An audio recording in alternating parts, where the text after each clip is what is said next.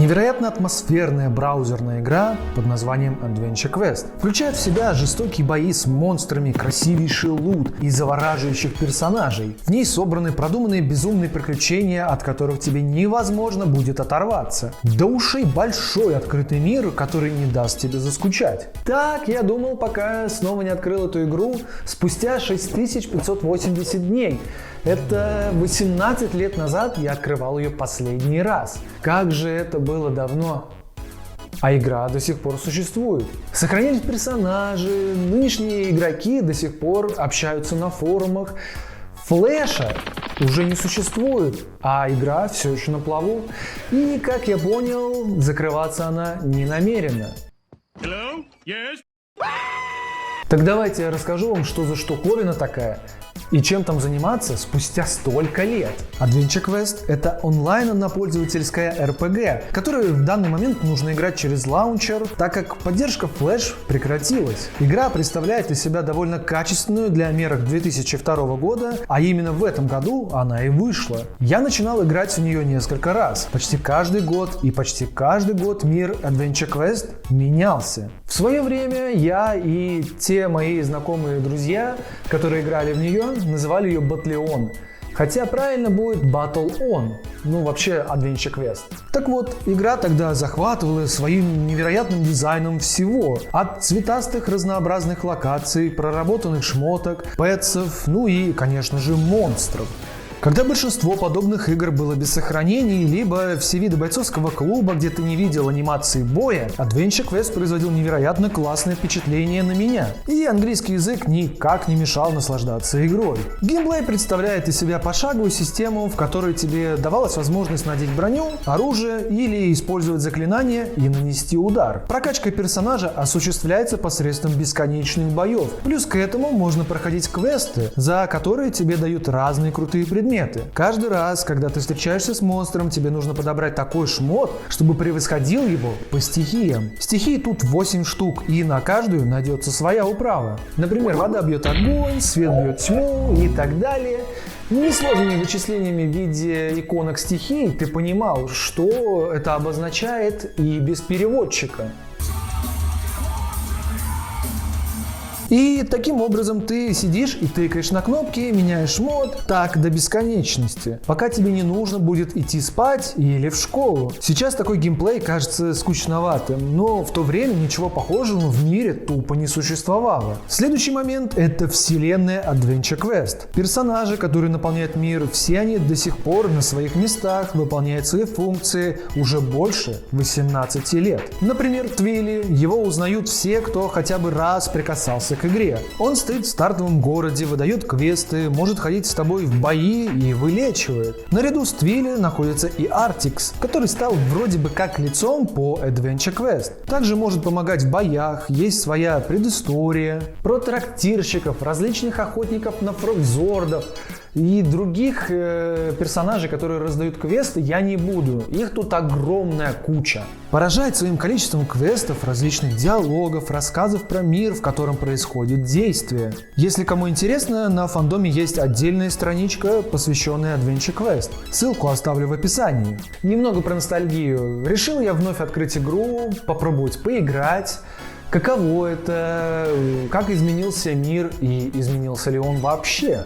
Значит, зашел я на свой старый аккаунт и смотрю, сколько дней я отсутствовал. Я перевел это в года. Получилось 18 лет назад я заходил в игру последний раз. Встречал меня, конечно, тот самый, не сильно изменившийся дизайн. Те самые персонажи, которые стоят в стартовом городе, и не изменившаяся боевая система. Оказывается, у меня было не так много вещей, либо их все постирали за ненадобностью. В общем, с каждым новым кликом я отправлялся все дальше и дальше в чертоги разума своих воспоминаний. Вспоминал эти шакально нарисованные оружия, доспехи, монстров. Вспоминал я и этот обосранный донат в виде $19.95, который открывал тебе доступ ко всему контенту. Например, дополнительным локациям, новому оружию и быстрой прокачке. И это еще в 2002 году, а мы ругаемся сейчас на эти донаты. Возможно, это одна из основателей доната игр. Ладно, вернемся назад к воспоминаниям. дизайном. Большинство, конечно, сейчас нового, но иногда встречаются шакальные модельки. Плюс к этому вспомнил аккаунт своего друга, с которым мы играли с одного аккаунта. Оказывается, он довольно далеко прокачался. Он закончил играть только в 2014 году. Понятно, почему он прокачался больше. Да, конечно, шмотки у него круто выглядят и сражаться довольно интересно, но особо других я различий не заметил. Было очень здорово вспомнить, потыкать весь этот мир. На данный момент все же игра устарела и в нее тяжеловато играть из-за отсутствия динамики. FPS тут ограничен 15 кадрами и скорость боя не увеличить. Тем самым ты мог по 5 минут долбить одного монстра, что сильно надоедает со временем. Также фанаты ругались на то, что игра однопользовательская и нельзя поиграть вместе с другом. Для таких выпустили Adventure Quest World, и там уже все сделали как нужно фанатам. Я сам не пробовал, да и не горю желанием. Еще позже ее сделали в 3D, и она считается самой новой из большой активной базы игроков на сегодня. Если вы желаете, чтобы я сделал разбор по этим играм, то пишите в комменты «давай».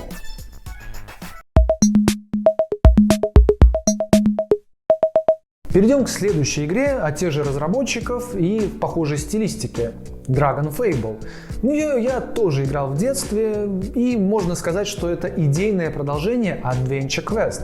Это можно понять по вселенной, рисовке и персонажах, которые перекочевали сюда. Изменилась перспектива, теперь поля боя чуть шире, а кнопки атаки теперь зависят от выбранного класса на старте, таких как воин, маг или разбойник. Теперь тебе не нужно покупать различные заклинания или умения для боев, они открываются по мере развития персонажа. Изменился и интерфейс, для него выделяет целую область в нижней части. Она теперь с вами на протяжении всей игры. На нее вынесены самые главные иконки: инвентарь, квесты и амулеты дракона. Снова одноразовый донат, который открывает весь контент в мире.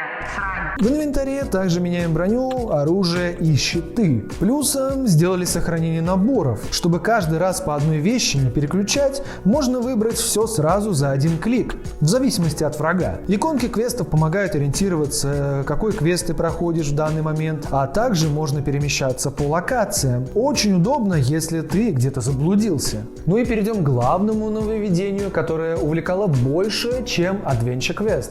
Это перемещение по миру посредством закликивания по местности. Такая приколюха давала большой интерактив в плане исследования локаций. Ты мог кликать на все, что выделяется, в надежде, что ты сможешь это подобрать. Вроде мешочком с золотом или платформ, которые увеличивают здоровье. Теперь ты сам решал, куда тебе пойти и что делать. Еще одно суперское решение состояло в том, что здесь сделали сюжет, который посвящен как раз таки драконам, как понятно из названия. Главный сюжетный квест вел нас за ручку исследовать все в точности так, как задумали разработчики. Заходить именно в правильные города, сражаться с врагами твоего уровня, общаться с местными жителями, открывать тайны существования драконов. В общем, я считаю, что это очень хорошее дополнение к основной игре. Упрощенное, но более углубленное в сюжет. Если все же брать Adventure Quest и Dragon Fable, то Adventure Quest масштабнее в разы, но менее интерактивная. Тут уж каждый выбирает, что кому по душе. Игра также однопользовательская, но, как мне кажется, тут онлайн и не нужен. Приходишь, берешь квест, изучаешь локацию, сражаешься и конец. Ко всем плюсам, что я перечислил до, я скажу, что есть один гигантский минус в плане скучности игры.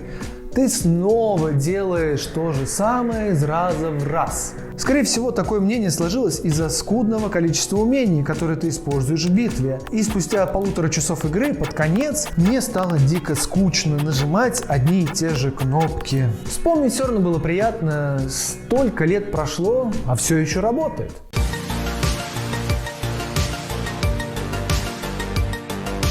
Переходим к еще одной игре от Artix Entertainment, которую я застал в детстве – Mech Quest.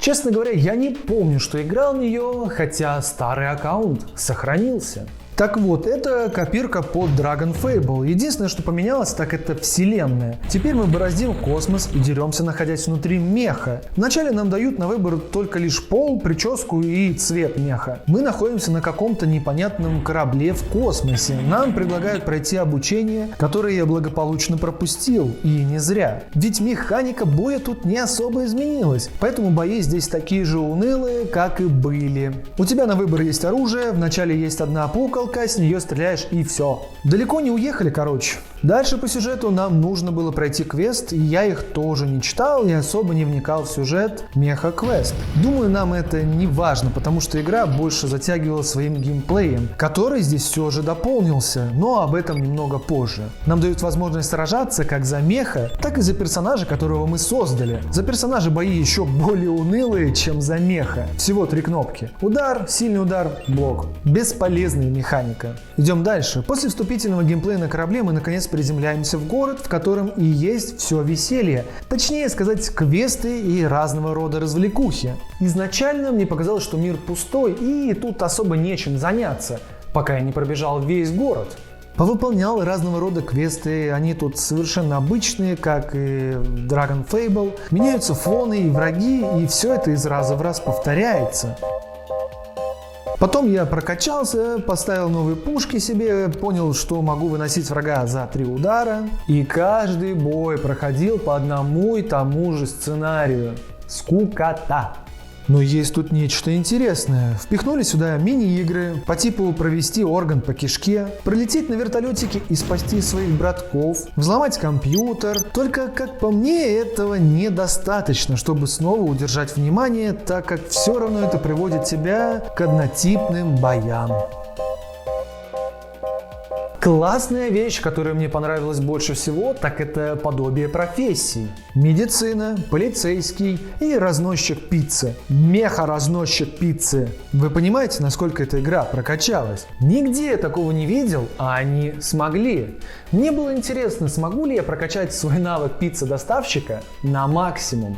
Геймплей профессии заключается в том, что ты должен типа доставить пиццу заказчику и каждый раз сразиться с врагом перед доставкой. После нее, чтобы повысить свой ранг, тебе нужно бросить что-то вроде кубика и должно выпасть какое-то определенное число или выше. Тогда идет прогресс. Тупое решение, как по мне. Ты же прошел, доставил. Почему еще какой-то случай должен влиять на то, чтобы повысить тебя или нет? Раздавали там и одежду доставщика /поваренка. В ней тебе выпадали бонусы на этих случайных числах. В общем, не смог я сильно прокачаться, надоело одно и то же действие. Подумал, давай попробую за лекаря. Там геймплей поразнообразнее, но тоже скучный, поэтому я забил еще быстрее. За полицейского было круто играть, особенно из-за шляпы, которую тебе выдают в начале. В ней я пробегал пол игры. За полицейского у тебя типа расследование идет, только снова туговато. Ты просто находишь улики, и начальник тебе дает комментарии к ним, и все. Ну, что можно еще сказать об игре? Здесь до хрена доната. Нормально поиграть у тебя снова не получится, как и в других играх Artix. Подписка за 19.95 и ты на коне. Есть в мире и отсылки на Adventure Quest в виде персонажей и некоторые локации из окружения. Здесь есть статы, которые вообще ни на что не влияют. Возможно, они остались от движка Dragon Fable. А еще я побывал на самой классной пижамной вечеринке Эва. Я находился в комнате с близнецами, в которой мог делать ничего. Просто читать диалоги и все. Мое мнение таково. Игра, конечно, местами веселая, и видно, что создатели делали ее, чтобы поржать, но забыли о самом главном, о геймплее. В нее скучно играть, и выше 6 уровня я прокачаться не смог. Да и, понятное дело, все устарело. Что 20 лет назад казалось крутым решением, сейчас кажется избитым и ненужным. Если кто помнит игру, напишите в комменты, давайте обсудим. За столько лет игровая индустрия сильно изменилась и, кажется, немного устоявшаяся. Раньше не боялись экспериментировать и придумывать новые решения для привлечения игроков. Какие-то механики остались, какие-то выбросили на помойку. Только вот без этих экспериментов мы бы не видели сегодняшнюю индустрию такой, какая она есть. Это еще не все игры от Artix Entertainment, а лишь те, которые я помню. У них есть еще парочку проектов, которые хотелось бы изучить поближе, но только если вам интересно. Только мне кажется, что этот видос нафиг никому не нужен. Хотя я могу ошибаться. Ну что ж, спасибо большое, что досмотрели этот ролик до самого конца. Вы классные. Подписывайтесь на Инстаграм, Телеграм, канал. Там классно. И пока.